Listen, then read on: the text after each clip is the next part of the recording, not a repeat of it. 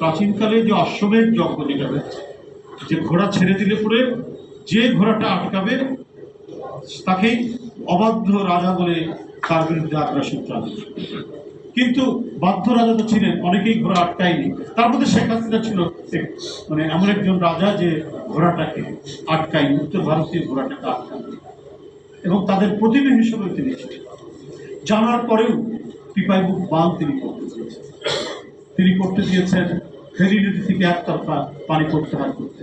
এমনকি পরিবেশের ক্ষতি হবে জানা ইন্ডিয়াতেও ভারতেও সেখানকার পরিবেশবাদীরা আন্দোলন করেছে, মিছিল করেছে, তীব্র প্রতিবাদ করেছে একটা টিপাইমুখ বাঁধে, সেখানেও তারা করেছে। যেটা করা ঠিক হবে না, এটা ভারতেও এটার এফেক্ট হবে। আরেকটা হচ্ছে আপনার রামপাল কয়লা পুড়িয়ে যে বিদ্যুৎ কেন্দ্র, সেটার ব্যাপারে যে সুন্দরবন এর 25 মাইলের মধ্যে 25 মাইল বা 25 কিলোমিটার এর মধ্যে কোনো কয়লা পুড়িয়ে তাপবিদ্যুৎ কেন্দ্র পাবে।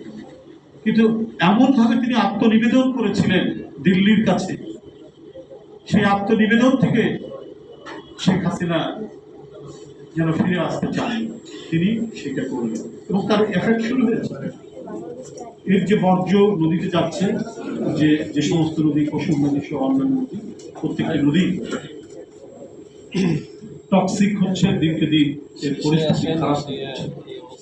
সামগ্রিকভাবে আমরা ভয়ঙ্কর এক প্রাকৃতিক বিপর্যয়ের, রাজশাহী আমাদেরই এলাকা, আমরা যে এলাকায় আমরা থাকছি, এই ফারাক্কা বাঁধের ব্যাপারে বলেছি প্রাকৃতিক হবে, বিপর্যয় দেখা যাবে, হচ্ছেও তাই।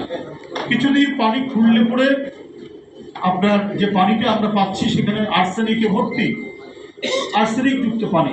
টোটাল আপনার যে বরেন্দ্র যে এলাকাটা, লালমাটির যে এলাকাটা, সেখানে আর্সেনিক যুক্ত পানি সেখানে মানে উঠছে, এবং এটা যে হেলথ হ্যাজার্ড, স্বাস্থ্য সম্পূর্ণরূপে ঝুঁকির মধ্যে, শুধুমাত্র ইয়ের কারণ।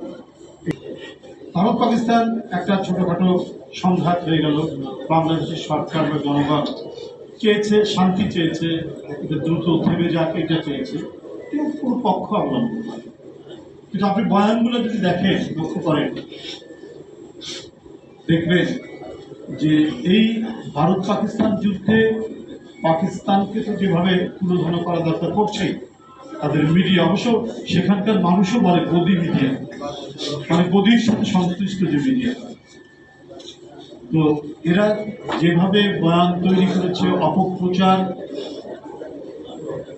ক্রমাগতভাবে দিয়ে গেছে, এবং এই অপপ্রচারের ব্যাপারে আন্তর্জাতিকভাবেও কিন্তু প্রতিবাদ। তারা বাংলাদেশকেও টেনে নিয়ে আসছে অপপ্রচারের সাথে, সামাজিক গণমাধ্যমের সাথে যারা জড়িত, তারা বলছে যে এই বাংলাদেশকে 71 সালে আমরা সহযোগিতা করেছি তাদের স্বাধীনতার জন্য, কিন্তু এটা ভুলে গেলে চলবে না, ওদের ভিতরেও কিন্তু এক ধরনের পাকিস্তান আছে। মানে রূপক অর্থে তারা অন্য একটা কথা বোঝাতে চাচ্ছে, তাদের হৃদয়ের মধ্যেও একটা পাকিস্তান।